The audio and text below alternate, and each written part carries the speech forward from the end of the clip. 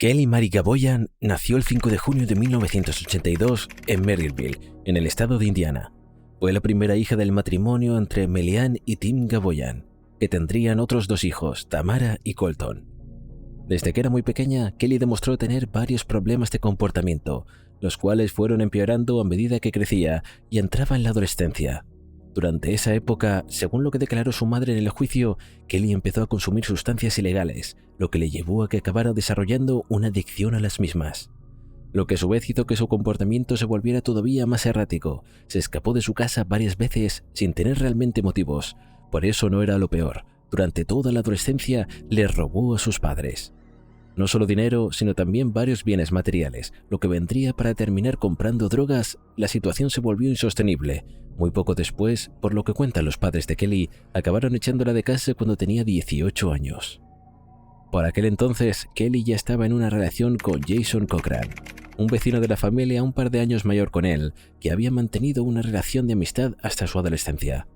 Cuando acabaron involucrándose de manera romántica, y si bien la familia de Kelly estaba convencida de que era por su influencia que Kelly había acabado con el consumo de drogas, la verdad es que Jason cumplió un papel sumamente importante en lo que era la recuperación de la chica. Para el año 2002, Kelly ya se había graduado de la secundaria estando sobria, y ese mismo año contrajo matrimonio con Jason. Hay quienes incluso afirman que Kelly asistió a la universidad, aunque hay muy poca información al respecto. Lo que sí podemos afirmar es que después de casarse, Kelly y Jason crearon un negocio de limpieza y mantenimiento de piscinas profesionales, en el que trabajaría mayormente Jason. Al negocio le iba lo suficientemente bien para que el matrimonio viviera solo con el ingreso que él obtenía. En cuanto a la pareja en sí, sus conocidos y amigos los describían como polos opuestos. Jason tenía una personalidad tímida, tranquila e introvertida, mientras que Kelly era todo lo contrario, una chica extrovertida, sociable, a la cual le encantaba estar con otras personas. En general, la pareja tenía muy buena vida, o al menos eso parecía. A su negocio le iba bien, la relación entre ellos era estable, no parecían tener ningún problema fuera de lo común o que fuera realmente grave. Pero como ya sabemos, las cosas cambian rápido y sin aviso. Para el matrimonio Cochran, todo empezó a ir mal cuando en 2012, Jason comenzó a sufrir un dolor crónico en la espalda. La lesión fue tan severa que Jason tuvo que dejar de trabajar, perdiendo así el único ingreso económico del hogar. Después de una década sin trabajar, Kelly se vio obligada a no solo buscar trabajo para mantenerse a sí misma y a su esposo, sino que también tuvo que convertirse en su cuidadora a tiempo completo. Jason dependía de ella casi por completo para moverse o ir a consultas médicas o hacer cualquier otra cosa. Era una nueva realidad para la pareja, que lejos de ser buena, empezó a desgastar la relación del matrimonio. En un intento de mejorar sus nuevas condiciones de vida, en 2013 se mudaron a Caspian, una ciudad en Michigan. Kelly esperaba encontrar allí mejores empleos de los que accedía en la ciudad donde había crecido. Jason, por su parte, esperaba acceder en Caspian a marihuana medicinal, ya que todos los tratamientos que había probado en Indiana para aliviar su dolor no había tenido resultados. Estos principales objetivos los cumplieron casi de inmediato. Poco después de instalarse en su nuevo hogar, Jason comenzó a tratarse con medicamentos locales que le recetaron marihuana medicinal como tratamiento, lo que lo ayudó significativamente a lidiar con su dolor y por lo tanto a mejorar su calidad de vida, aunque no lo suficiente para volver a trabajar o llevar una vida como la de antes, así que Kelly siguió siendo el sostén económico de ambos. Por suerte, esto se volvió más sencillo cuando fue contratada para trabajar en una fábrica ubicada en Iron River, una ciudad bastante cercana donde vivía con su esposo. Pese a estas leves mejoras en su vida, la relación entre ambos no mejoró. Por el contrario, Kelly, quien todavía se sentía sobrepasada por la situación, empezó a buscar refugio por fuera de su matrimonio. Según el entorno de ambos, fueron varias las veces que Kelly le fue infiel a Jason. Sin embargo, la infidelidad que cambió todo fue la relación que estableció con Christopher Regan. Christopher tenía 53 años, era originario de Detroit, en Michigan, donde vivió gran parte de su vida hasta alistarse en la Fuerza Aérea, donde estuvo un tiempo antes de empezar a trabajar en la fábrica de Iron River. Para cuando Kelly comenzó a trabajar allí, Christopher llevaba ya un buen tiempo haciéndolo. La química entre ellos fue inmediata. A ninguno de los dos parecía importarle lo que sus compañeros de trabajo tenían para decir, o lo que era peor, sus correspondientes parejas. De hecho, Christopher se separó de su novia, Terry O'Donnell, una maestra con la que incluso vivía, para poder estar tranquilamente con Kelly. Fue gracias a Terry que un año después, el 14 de octubre de 2014, se dio a conocer la desaparición de su exnovio. Su relación con Christopher no había acabado en malos términos. Por el contrario, durante todo ese tiempo se habían mantenido en contacto prácticamente todos los días. En el último tiempo, ambos habían manifestado sus deseos de volver a estar juntos. No era algo dicho a la ligera. Ambos estaban dispuestos a hacer cosas para mejorar la pareja. Por ejemplo, el fin de semana del 14 de octubre, Christopher invitó a Terry a pasar unos días juntos y empezar a planear lo que harían al mes siguiente, en el Día de Acción de Gracias y las fiestas de diciembre. Christopher le había prometido escribirle cuando volviera a Caspian, ya que había tenido que viajar hasta Asheville, una ciudad en California del Norte, para tener una entrevista de trabajo. Sin embargo, Terry nunca había recibido el mensaje de Christopher avisando de que había vuelto a la ciudad.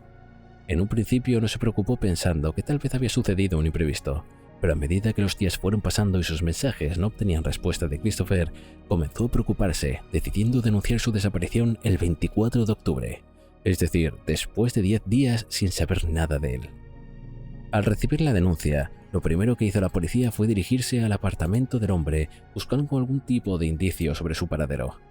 Lo primero que notaron era que su auto no estaba allí, por lo que parecía que había salido. Sin embargo, intentaron llamar a la puerta y al no tener respuesta decidieron entrar, encontrándose con el apartamento hecho un desastre, algo que según declaró posteriormente el entorno de Christopher no era normal en él.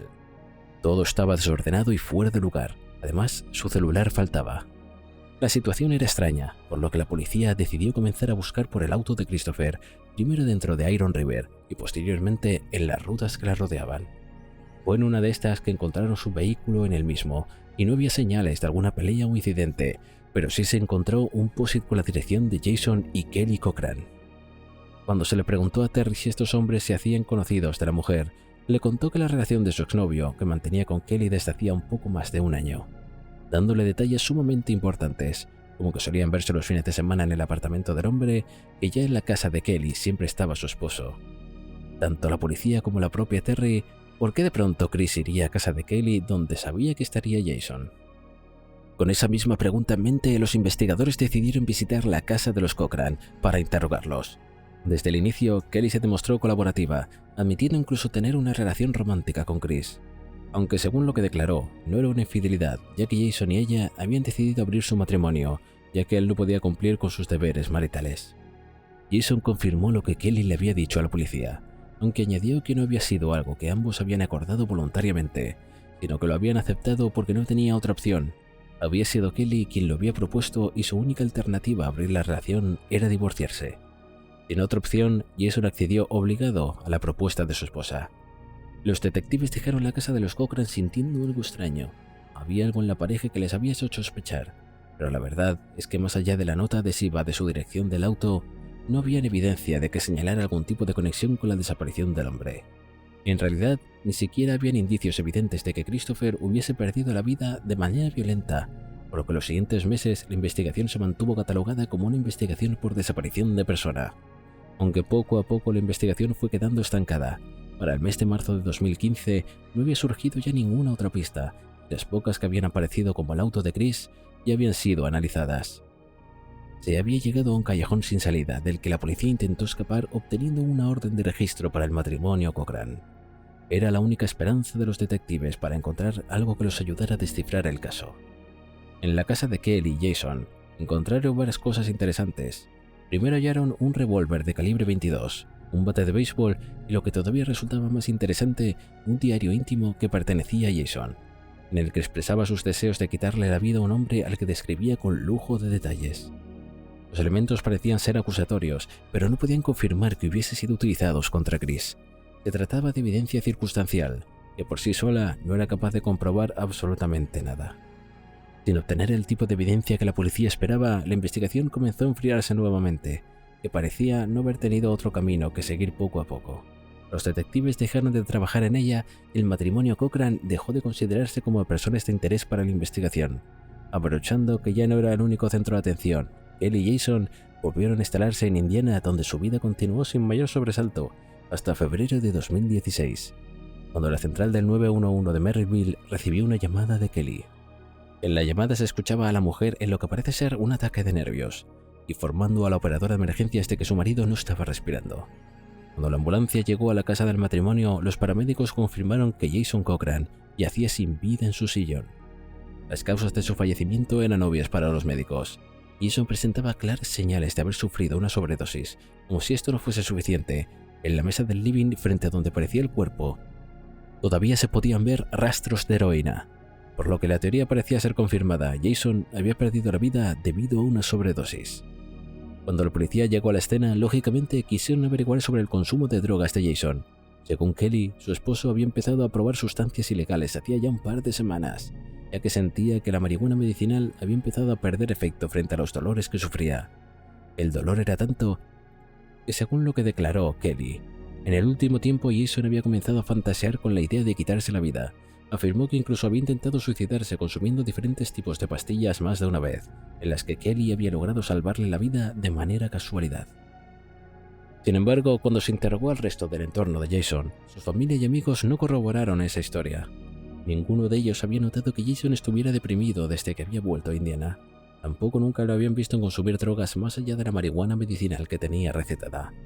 A diferencia de Kelly, Jason nunca había consumido drogas y su círculo no creía que fuera capaz de crear una dependencia a las mismas de forma tan rápida y espontánea. Estas inconsistencias a la hora de describir la vida de Jason hizo a la policía que decidiera practicar una autopsia en el cuerpo de Jason. Sus resultados fueron sumamente curiosos. En su cuerpo había una cantidad suficiente de droga como para provocar su fallecimiento. Sin embargo, no había sido la causa directa. Jason había fallecido en realidad por asfixia, no por sobredosis. Jeremy Odgen, el detective designado para la investigación por la muerte de Jason, y uno de los primeros movimientos fue en ponerse en contacto con la policía de Iron River, en específico con Laura Frizzo, quien estaba a cargo de la investigación por la desaparición de Christopher Regan. Tras ese primer contacto, ambos decidieron comenzar a trabajar juntos para llegar a descubrir qué era lo que realmente había ocurrido tanto con Chris como con Jason. Kelly fue interrogada varias veces por ambos detectives. En todas ellas, la mujer cambiaba sin notarlo ligeramente su versión de los hechos, algo que no había pasado desapercibido para los investigadores. Sin embargo, continuaba sin haber evidencia física que le inculpara en ninguno de los dos casos. Ni siquiera se la podía considerar como sospechosa, por lo que, como había hecho junto a Jason, en plena investigación por la muerte de su marido, Kelly vuelve a mudarse esta vez a Kentucky. La diferencia principal con la vez anterior es que la policía no tenía pensado dejarla escapar otra vez, por lo que decidieron tenderle una trampa con la ayuda de uno de los mejores amigos de Jason, quien estaba ansioso por ayudar a atrapar a quien consideraba la responsable de la muerte de su amigo. Los detalles sobre cómo fue que engañaron a Kelly para que confesara nunca salieron a la luz, pero a grandes rasgos se sabe que el amigo de Jason llamó a Kelly para informarle de que su amigo le había dejado una carta para que le entregara a la policía en caso de que algo le ocurriera. Aterrada de que su esposo hubiese podido delatarla en esa supuesta carta, Kelly acabó confesando el homicidio del amigo de Jason, y esto permitió que el 28 de abril de 2016 fuese arrestada por su asesinato. Kelly le había inyectado la droga a Jason, pero no contenta con ello, para asegurarse de que su esposo perdería la vida, también lo habría asfixiado con un almohadón. Los motivos nunca fueron revelados. Kelly quedó arrestada de forma inmediata. Sin embargo, el detective Odgen no se desentendió del caso. Quería averiguar qué era lo que realmente había pasado con Christopher, y para ello se mantuvo visitando con regularidad a Kelly en prisión, intentando entablar una relación de confianza con ella. Le hizo creer que entendía por qué había decidido quitarle la vida a Jason, y procuró mostrarse empático con ella.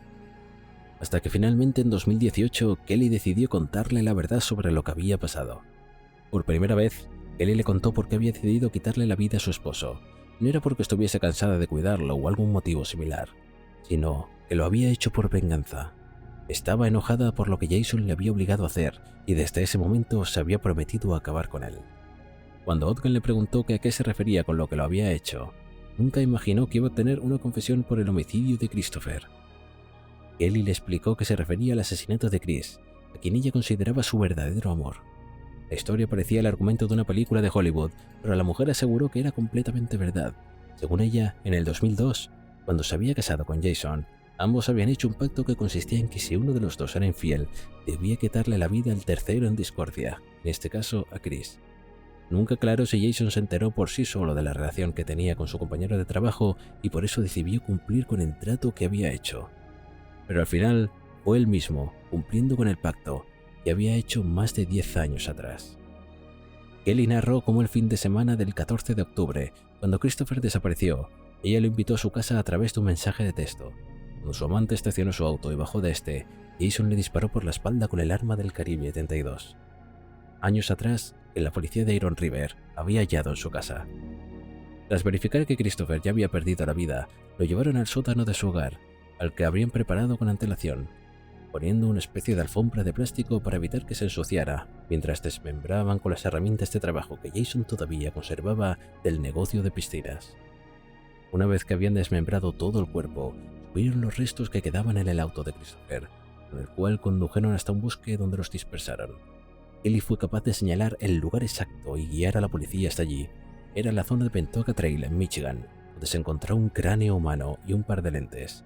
Posteriormente se confirmarían que eran de Christopher. Finalmente podían acusar a Kelly por el homicidio tanto de Christopher Regan y el de su esposo, Jason Cochran. El juicio ocurrió hacia finales del 2018 y allí se encontró culpable de ambos cargos por los que fue sentenciada a cadena perpetua. Además de los cargos por homicidio, también enfrentó cargos por conspiración para desmembrar un cuerpo, mentir a oficiales de policía durante la investigación, entre otros. Desde el inicio, Kelly se declaró culpable, por lo que el juicio no fue demasiado largo. En el juicio se hizo referencia al rumor del canibalismo. Según varios conocidos del matrimonio, pocos días después de la desaparición de Christopher, la pareja ofreció una gran barbacoa, lo que era un tanto extraño, ya que solo contaban con el ingreso de Kelly y tampoco era un sueldo sumamente bueno, por lo que se llegó a suponer que podrían haber llegado a servir como carne los restos de Chris. Kelly, sin embargo, se negó a comentar sobre eso y por lo tanto nunca se confirmó ni negó esta hipótesis. Algo interesante que sucedió en el juicio fue la declaración de la familia de Kelly. Estos afirmaron estar convencidos de que la mujer no solo había sido la responsable de la muerte de esos dos hombres, sino que probablemente le habría quitado la vida a más personas. La verdad es que no existen motivos para siquiera investigar esta suposición por parte de su familia. Cuando se le interrogó sobre esto, Kelly admitió haberle quitado la vida a otras 9 personas, pero la policía nunca investigó esas muertes, probablemente porque no consideraban que sea verdad. En cuanto a si el pacto realmente fue verdadero, existen varias versiones. Algunos creen que realmente existió y por lo tanto creen que la versión de Kelly es verdadera. El homicidio de Jason fue impulsado por el resentimiento. Para otros, el pacto fue una mentira elaborada de Kelly para explicar ambas muertes, aprovechándose de que Jason no puede negar ni confirmar si dice o no la verdad. Los mayores exponentes de esta teoría es la familia de Jason, quienes afirman que este no sería capaz de hacer esas cosas como las que Kelly afirma. Los hermanos Steiner. El 4 de diciembre de 1972, en el pequeño pueblo de Merced, California, Steven, un niño de 7 años, volvía caminando de la escuela a su casa como todos los días, cuando un hombre llamado Ervin Edward Murphy lo detuvo por ofrecerle un folleto de la iglesia evangélica. El hombre le explicó que estaba buscando donaciones de la familia de las zonas y que si Steven estaba de acuerdo, podría llevarlo hasta su casa para averiguar si su madre estaba dispuesta a hacer una donación para la iglesia. Al niño de 7 años le pareció una buena idea, donde se subió al auto donde se encontró con otro hombre. En su inocencia, Steven pensó que aquel hombre era el ministerio de la iglesia y no le pareció raro. Por el contrario, se acomodó contento junto a él, esperando llegar a casa para hablar con su madre y conseguir una donación. Sin embargo, nunca llegaron a casa, por el contrario. Le condujeron a una cabaña en Cadiz Valley, a 40 kilómetros de su hogar.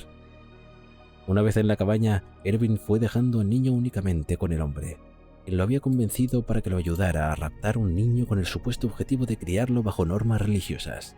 Sin embargo, los objetivos de Kenneth Parnell eran mucho más macabros. Lejos de ser un ministro evangélico o un hombre de religión, Parnell era un delincuente sexual registrado desde su adolescencia, cuando había molestado en varias ocasiones a niños mucho menores que él.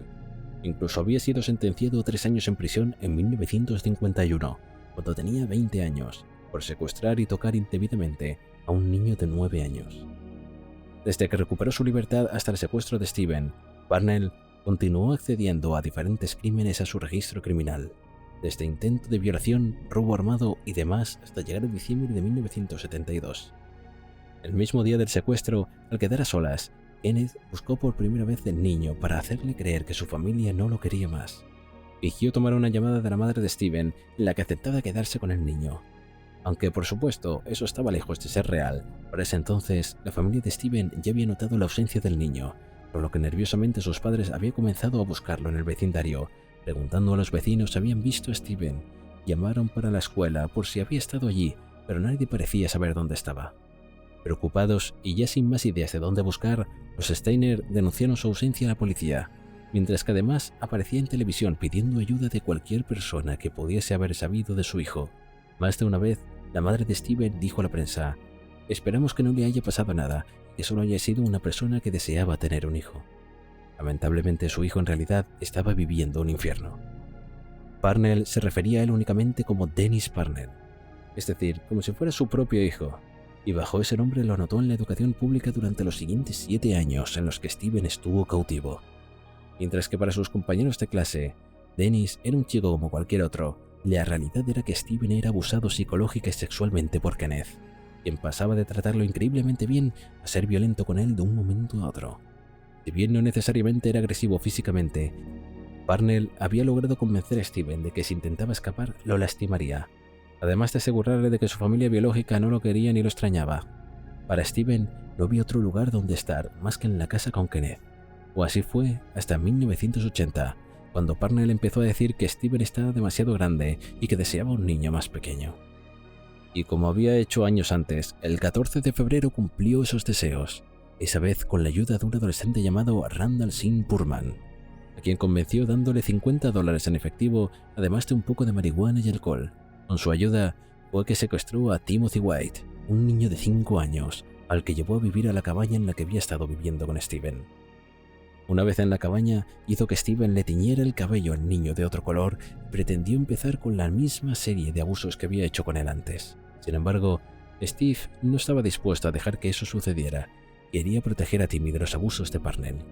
Dispuesto a salvar al niño, el 1 de marzo de ese mismo año, el adolescente aprovechó un descuido de su captor para salir de la cabaña llevando al pequeño con él. Caminó unos cuantos kilómetros hasta la ruta más cercana, donde hizo autostop con la esperanza de que algún conductor pudiera llevarlo hasta la comisaría más cercana. Fue un hombre mexicano quien se detuvo su camioneta y permitió a los 2 niños subir llevándolos a su destino. Steven no estaba todavía convencido de pedir ayuda policial para él mismo. Su objetivo principal era conseguir ayuda para Timmy, por lo cual se bajó de la camioneta y pretendió dejarlo en la comisaría solo, pero el niño de 5 años lo siguió aterrando y quedarse solo. No parecía haber opción que evitar a la policía. La aparición de un adolescente y un niño solos en una comisaría revolucionó a todos los oficiales, que rápidamente intentaron averiguar qué era lo que había sucedido. Para Steven, esa primera conversación con la policía fue extremadamente complicada. Quería contarles todo lo que había pasado en manos de Kenneth, pero todavía sentía que este podía hacerle demasiado daño si contaba la verdad. Entre las pocas cosas que le informó a la policía era que su nombre real no era Dennis como Kenneth, sino Steven. Sin embargo, no recordaba su apellido. El 2 de marzo de 1980, la policía detuvo a Kenneth Parnell y lo acusó de secuestro. Aunque tanto Steven como otros jóvenes habían declarado ser víctimas de agresiones sexuales por parte del hombre, no se le acusó de proceso por estos cargos, sino por cargos de secuestro tanto por Steven como por Timmy.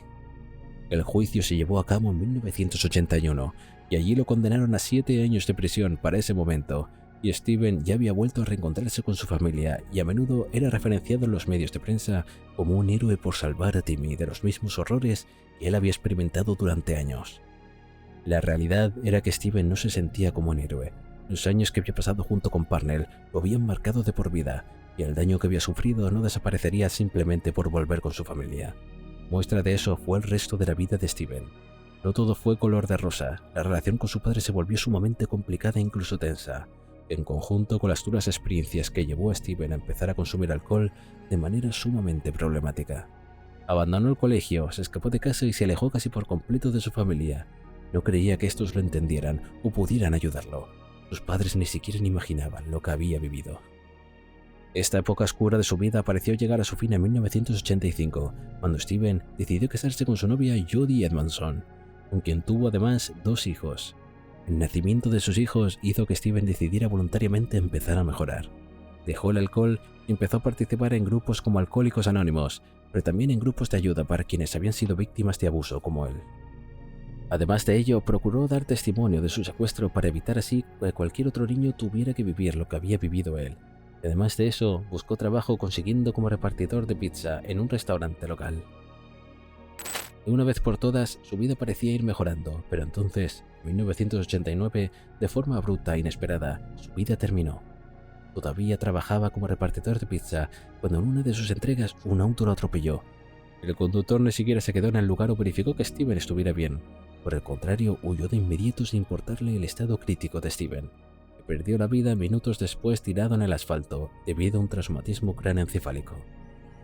El velatorio de Steven fue cubierto de forma casi macabra por la prensa, que se hizo eco de la noticia y de las fotos de Timmy en el funeral, en especial de las fotos del joven llevando el féretro a la persona que había garantizado su libertad unos años antes. Pese a que acababa así la historia de Steven, esa no era la última vez que la prensa hablaría con la familia de Steiner, la que volvió a estar en todos los medios norteamericanos una década después, en 1999, esta vez por Cary Steiner, el hermano mayor de Steven. Cary había sufrido la desaparición de su hermano, en un principio, pero rápidamente se había dado cuenta de que en realidad su desaparición le beneficiaba. Se había transformado en hijo único. Toda la atención de sus padres estaba en él, a quien consentían y cuidaban incluso de forma exagerada después de lo que había sucedido con Steven. Todas estas atenciones desaparecieron en el momento en que su hermano volvió a casa. Este hecho, que alegraría a cualquier otra persona normal como Cary, lo amargó y enfureció profundamente, transformándolo en alguien resentido. De esa época llegó a declarar: de repente Steve estaba recibiendo todos esos regalos, toda esta ropa, toda esa atención.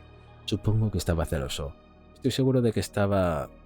Me pusieron en segundo plano, se podría decir. El enojo con sus padres y en cierta forma con Steve, por volver, acabó aislándole por completo de su familia.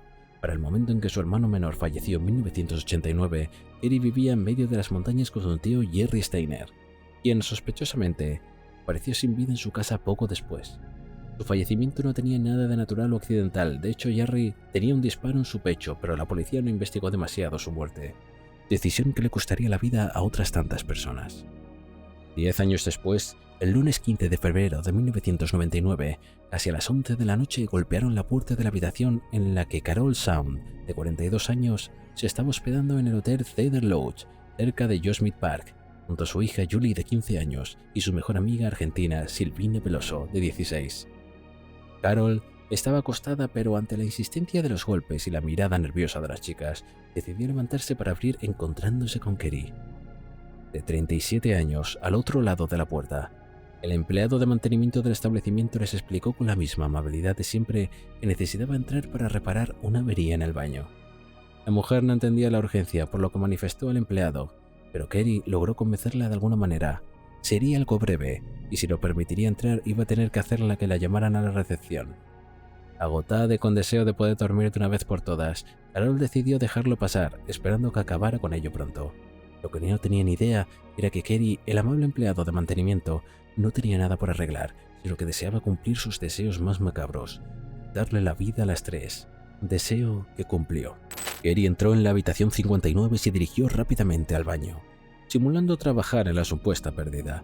Sin embargo, a los pocos minutos salió con un arma en sus manos y les apuntó directamente. Les dijo que únicamente quería robarles y que si no oponían resistencia estarían bien. Totalmente aterradas, las mujeres hicieron lo que les pedían. Dejaron atrás y amordazar e incluso no pusieron resistencia cuando les advirtió, encerrando a las adolescentes en el baño. A Carol la dejó en la habitación y allí la asfixió con una cuerda que llevaba en su mochila de trabajo. Después de los 5 minutos que le había llevado a acabar con la vida de la mujer, tomó su cuerpo y lo llevó hasta el auto Pontiac de la mujer, dejando su cadáver en el baúl del mismo. Tras hacerlo, volvió a la habitación donde siguió con Silvina, con quien la golpeó y la abusó hasta quitarle la vida, de la misma forma que con una soga. A Julie no le quitó la vida, abusó de ella como con su madre y amiga, pero no le quitó la vida de inmediato, sino que la dejó atada en la habitación con la televisión prendida.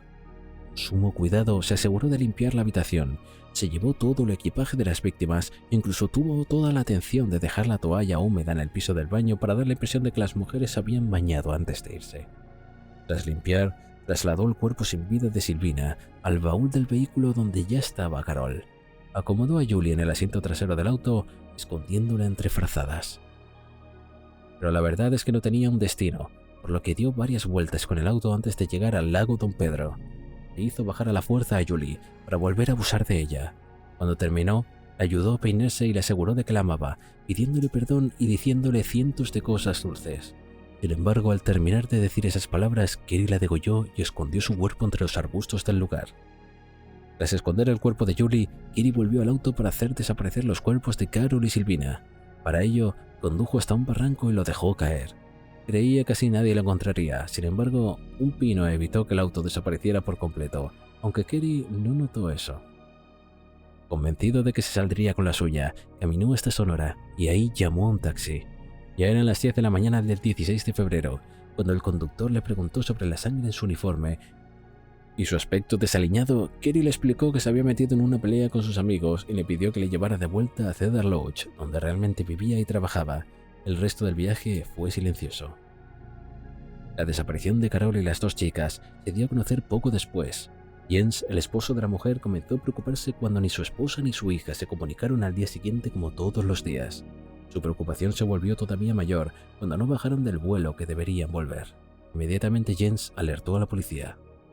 La policía llegó a pensar que se trataba de un accidente sucedido en el Yosemite Park. No era la primera vez que personas desaparecían en el parque.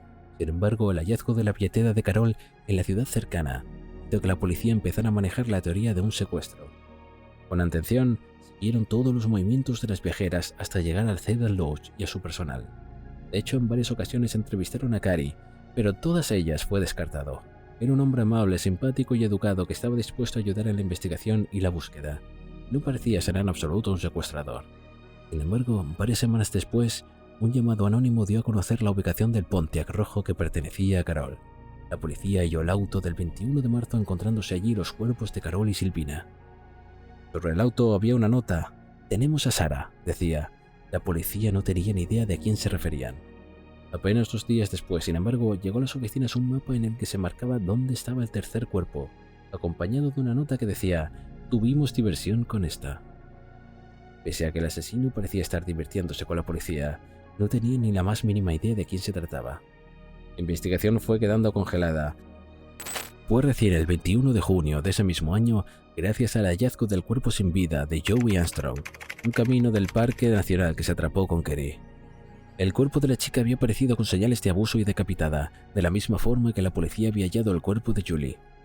Joey, a diferencia de otras 3 víctimas, había sido secuestrada en el auto personal de Kerry, un vehículo azul, del que varios testigos habían visto a la chica que había intentado bajarse cuando todavía estaba en movimiento. Estos testimonios, como la aparición de otras varias señales, llevaron toda la atención a la policía en la colonia nudista llamada Laguna del Sur, al norte de Yosemite, donde Kerry solía vivir por temporadas. Kerry no demoró en ser interrogado y, al ser confirmado con la evidencia, confesó. Admitió ser el responsable de los 4 crímenes, dando hasta el más mínimo detalle de lo que había hecho, demostrando así la que era su verdadera personalidad, oscura y macabra. «Me gusta mirar fotos de chicas pequeñas», afirmó, y sumó: «Es irónico porque amo la vida tanto y estar con mis amigos maravillándome de la naturaleza, y al siguiente minuto es como que puedo matar a todo el mundo en la faz de la tierra. Eso me tortura, va y viene, como un partido de tenis». En el juicio en su contra declararon 55 testigos, y la evidencia prestada por la policía fue contundente, en lo que parecía que condenaran a muerte al 12 de enero de 2002. Estuvo en el pasillo de la muerte hasta 2019, cuando se suspendieron las penas de muerte, por lo que su condena pasó a ser cadena perpetua en la prisión de San Quintín. La familia Steiner ha sido la única familia norteamericana en tener un hijo héroe y uno asesino en serie. Ashley Biggs. El 21 de junio de 2012 era una linda noche de verano en New Franklin, una ciudad en el estado de Ohio en Estados Unidos. En general, había sido una noche tranquila en todos los aspectos, incluso hasta para la policía. Hasta después de pasada la medianoche no había recibido prácticamente ningún llamado de emergencia, y entonces, apenas pasado 1 minuto de la 1:20 de la madrugada, el teléfono de la policía estacionó sonó. La persona al otro lado de la línea se identificó como la gerente del local del Domino's en la ciudad y explicó que llamaba porque una de sus repartidoras no daba señales desde que hacía más de 1 hora. Ashley Biggs había salido del restaurante con el pedido de una pizza mitad champiñón y mitad pepperoni poco después del 23:45, hora de las que se había recibido el pedido. La dirección a la cual debía entregarse no era lejos, quedaba poco más de 1,5 millas donde estaba ubicado el restaurante, por lo que sería una entrega de minutos. Sin embargo, Ashley nunca volvió a su trabajo. Tras llamar a la policía y asegurarse de que enviarían una patrulla, el gerente del local llamó también a la pareja de Ashley para contarle lo sucedido. El jefe era amigo de ambas y creía oportuno avisarle a la novia de Ashley de lo que había pasado, en especial porque era un mal presentimiento que rodeaba el área. La chica de 25 años era una repartidora responsable y eficiente. Se tomaba muy en serio su trabajo, ya que era el único ingreso con el que contaba para mantener a su pequeña hija de 6 años. Ni para sus compañeros de trabajo ni para su novia tenía sentido que Ashley hubiera desaparecido.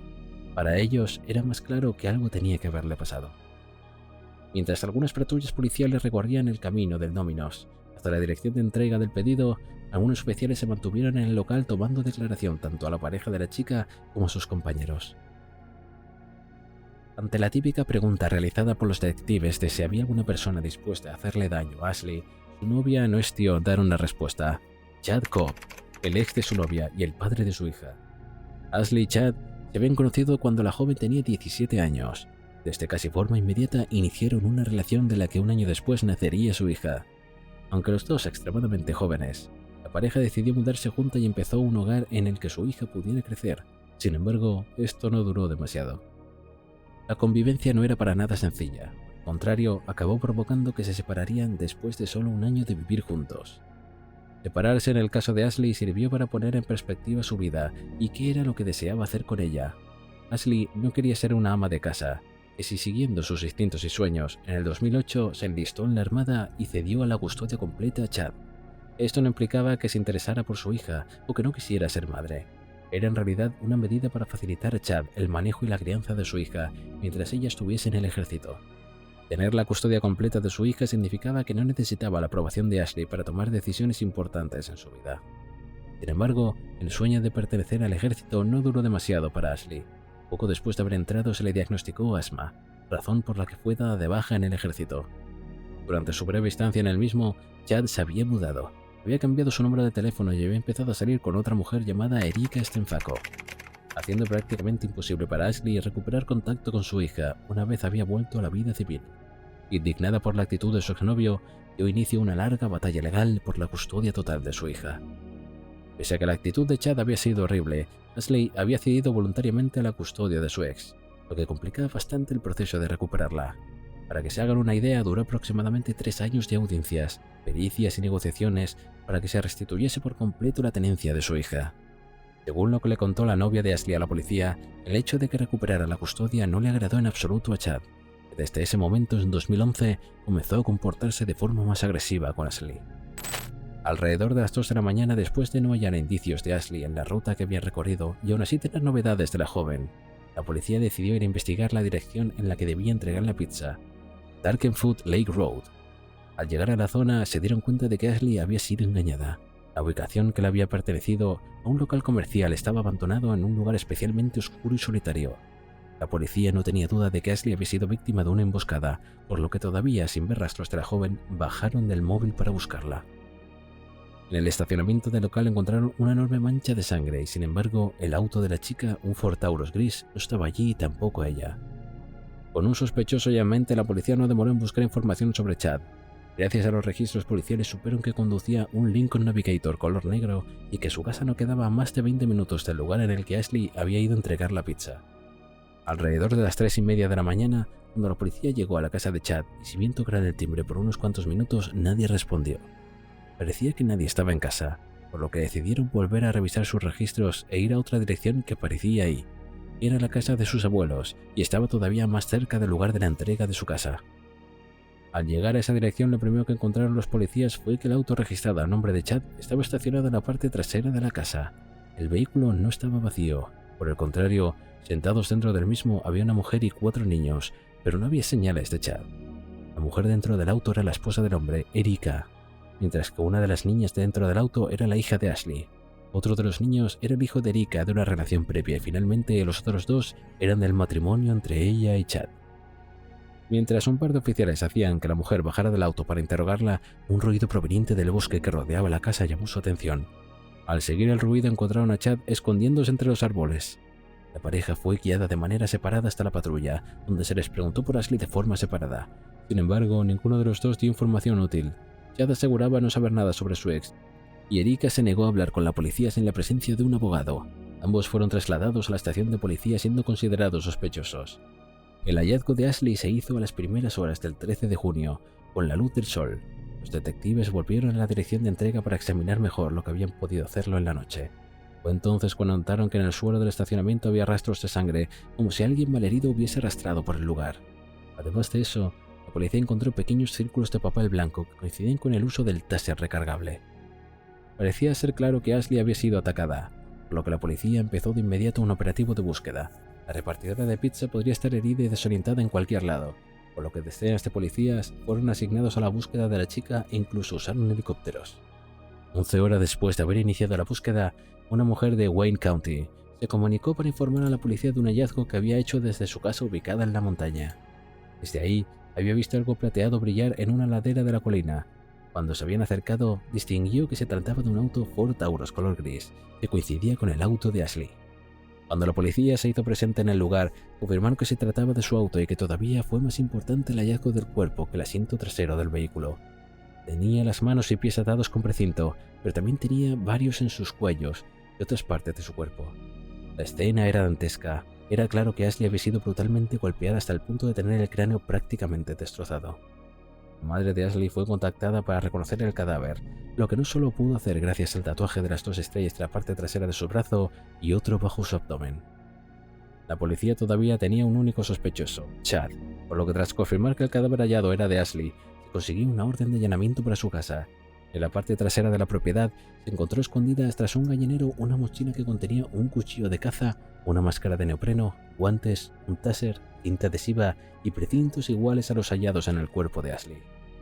La autopsia al mismo se practicó el 22 de junio de 2012 y gracias a ella se dio a conocer que la causa de la muerte de la joven había sido la asfixia, provocada por los precintos que se había encontrado en su cuello. El 3 de julio se dio sepultura a la chica. Todavía no se había probado fezmente quién había sido el sospechoso de su muerte, por lo que la investigación seguía abierta. Buscando la evidencia necesaria para corroborar la culpabilidad de Chad Cobb, la policía volvió a interrogar al personal del Domino's, esperando obtener más información sobre qué había pasado en el pedido. El manager del local había sido el que había tomado la orden. Le contó que había hecho el pedido era una mujer que le dio el nombre de Jen. Tras presentar la evidencia frente a un juez, este consideró que era suficiente para arrestar a Chad. Así que solo hizo acusarlo de 9 cargos. Dadas las características del caso, la fiscalía pretendió solicitar la pena de muerte para el hombre que, aterrado con la idea, se declaró culpable de todos los cargos con tal de evitar dicha condena. En su lugar, obtuvo cadena perpetua sin posibilidad de libertad condicional. Entre la evidencia clave para el arresto de Chad Cobb estaba el testimonio de todo el entorno de la víctima, que había declarado a la larga historia de la violencia que el hombre había ejercido sobre Ashley. Recordaron cómo era común que mientras estaban juntos, Chad rompiera en ataques de ira, infundados para descargar contra la chica. La violencia se había vuelto incluso peor después de que se mudaran juntos, cuando los padres de Ashley notaron los moretones del cuerpo de su hija. Aunque en varias ocasiones intentaron ayudarla para abandonar la casa y que abusaba de Chad, Ashley no tomó la decisión hasta después de un periodo en el que su novio la golpeó mientras ella mantenía a su hija en brazos. Para muchos, es cuestionable que Ashley le hubiese dejado la custodia completa a su hija, alguien que era violento, pero la verdad es que Chad nunca había tenido ese tipo de comportamiento con su hija. Al final del día, Ashley volvió para recuperar a su hija, por lo que realmente no es algo que debamos discutir, ya que en ningún caso explica o excusa que Chad y Erika le hicieron. Volviendo a la evidencia en sí, en cuanto a la voz de la mujer que había hecho la llamada, la fuerza policial estaba convencida de que se trataba de Erika, la entonces esposa de Chad, por lo que en ese ya bajo el arresto centraron en busca de la evidencia necesaria para inculpar a la mujer, aunque esto no fue tan fácil. Lógicamente, lo primero que hicieron fue intentar rastrear la llamada, intentando averiguar desde dónde se había hecho. Sin embargo, fue un callejón sin salida. La llamada había salido de una tarjeta sin prepaga, es decir, que no estaba registrada al nombre de nadie. Sin embargo, este hallazgo fue enlazado con las 2 facturas que los detectives habían hallado en la casa de Chad, días antes del descubrimiento, arrugadas y casi escondidas, 2 facturas del supermercado Walmart en el que se había comprado tarjetas SIM. Inmediatamente la policía accedió a las cámaras de seguridad del local confirmando sus sospechas. Mostraban cómo Chad y Erika entraban en el Walmart con sus hijos y compraban las tarjetas SIM que minutos después quedaban activas por primera vez, solo unos días antes de que el homicidio sucediera. Pese a ser un descubrimiento prometedor, no era suficiente para demostrar la participación de Erika en el homicidio de Ashley, por lo que la policía debió buscar otro tipo de evidencia, aunque este parecía no existir. La búsqueda duró literalmente años. La investigación estuvo estancada 4 años hasta que Chad decidió empezar a sincerarse sobre lo que había sucedido. Justo después de que él y Erika se hubiesen divorciado, Tal vez el motivo por el resentimiento de ver a su ex esposa teniendo un hijo con el sujeto que consideraba su mejor amigo, o porque Erika ya no llevaba a sus hijos a visitarlo a prisión. Chad decidió escribirle una detallada carta al detective Hitchings, encargado de la investigación. En la carta, Chad narraba cómo Erika había sido la responsable de hacer el pedido, dando el nombre falso de Jen.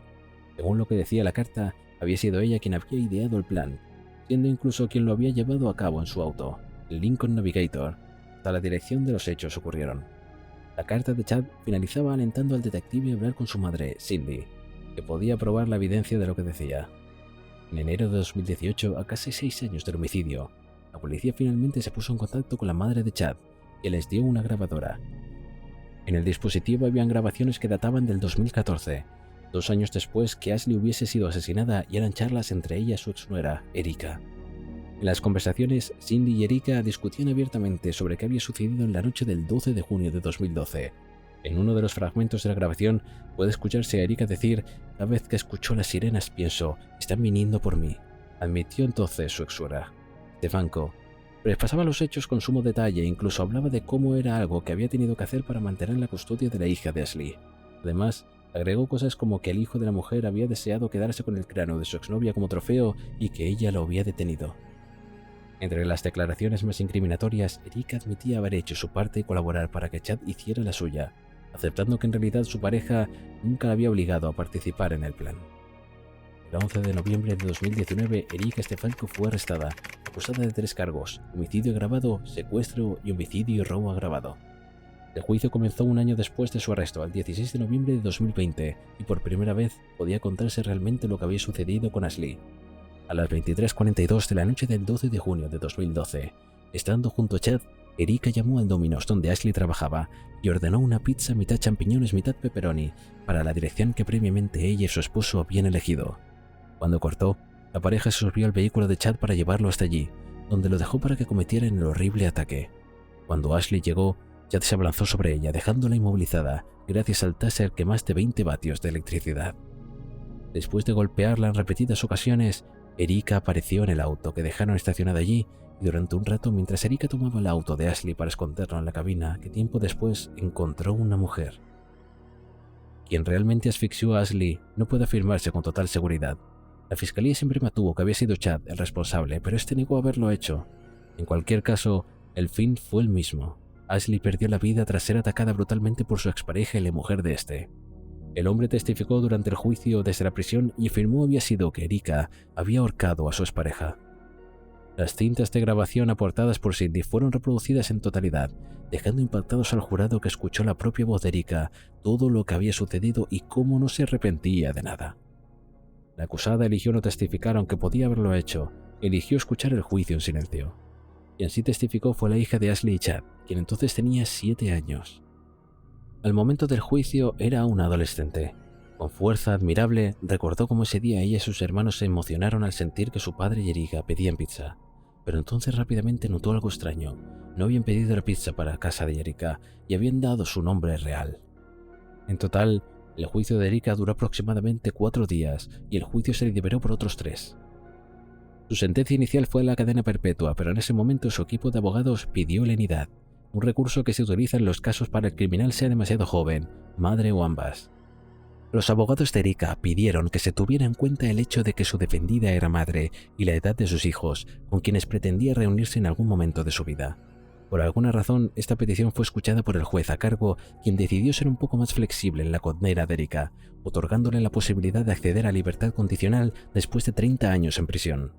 En 2022, su equipo de abogados intentó apelar a la condena, argumentando que su condena debía ser anulada porque iba contra los derechos de Erika. Según ellos, el testimonio de Chad en su juicio viola el derecho de la acusada a negarse a un careo en la corte con otro implicado en los hechos.